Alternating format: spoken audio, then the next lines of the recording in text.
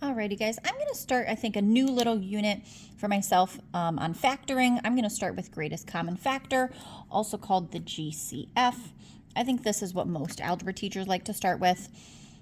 In general, students don't struggle too bad with this one. I have my couple of little thoughts here.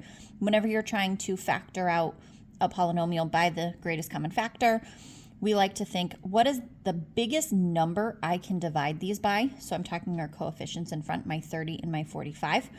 In this case, 30 and 45, you can divide both of these by 15. So if I were to take these, I'm going to divide them by 15. So I'm going to put a 15 in front there. Now, next, it is what letters do they have in common? Well, both of my terms here have an x and a y. My x, I have 5 of them here and 4 over here. So they both have x's, and it's, well, how many do they both have? They both have at least 4.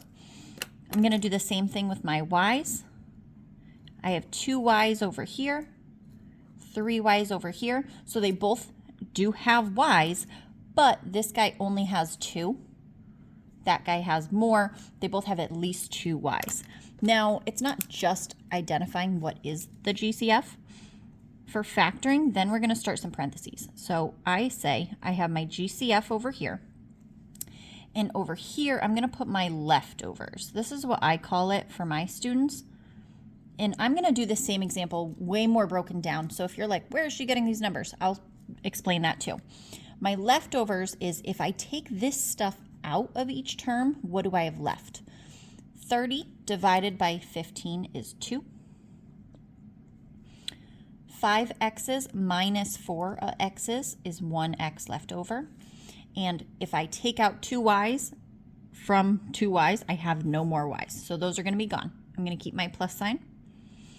Now 45 divided by 15 is 3. I had 4 x's. I took out 4 x's, so the x's are totally gone. Now my y's, I had 3. I took out 2. So I have just 1 left. So this would be, got a different thing here. This would be factored by the greatest common factor by my GCF. Now for people who are like, where the heck did you get this from? I'm going to do the same exact example again. So 30 x to the 5th y squared plus 45 x to the 4th y to the 3rd. Now, if I really wanted to break this up, I break this up at my plus, right? Because my terms are separated by a plus or a minus. And now looking at my numbers, I want to see what they have in common. Maybe you struggle with your multiplication facts and you don't know. Well, 30 is going to be 3 times 10. Most people got that. And if I break that up further, 10 is 2 times 5. Okay, I can't break these guys down anymore. I'm going to do the same thing with my 45. 45 is 5 times 9, right? 5 can't be broken down anymore, but 9 is 3 times 3. So now I cannot break down these numbers anymore. But what do they have in common? I can say, okay, where's my, picking a color here, not priorities. Picking down here, what do they have in common? Well, they both have a 3 and they both have a 5.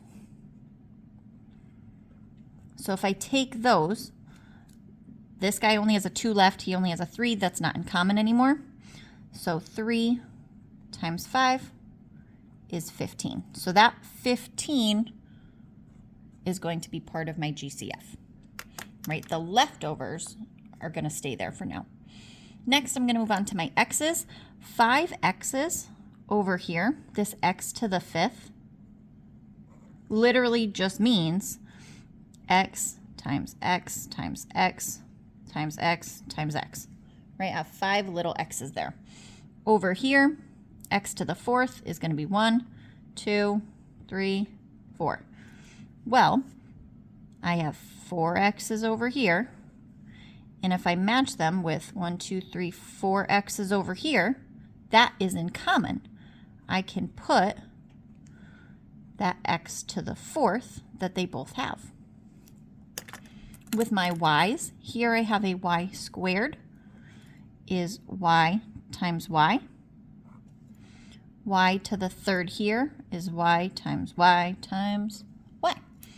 So again, what do they have in common? Well, I got 2 over here, 2 over here. I can't take any more because I don't have any more over here to take. So that's going to be my y squared. That is where I get my GCF. Now, the leftovers are literally everything that I did not do a circle or a box around over here. My leftovers are going to be this 2, this x, separated, right, because there was my plus. Over here, I got this 3 and this y. So way easier to do if you already know, say, your multiplication facts and just counting which is bigger. This is it super broken down if you needed it. Typically when students are starting, if they're struggling, I do have them do this, but as you can tell, that gets super long, easy to mess up. So I recommend my students only do these maybe a couple of times until they get the hang of it. Then we try to jump up here, strengthen our multiplication facts, recognizing those patterns, things like that. So quick little factoring by GCF. Hope this helped. As always, follow along for more math explanations.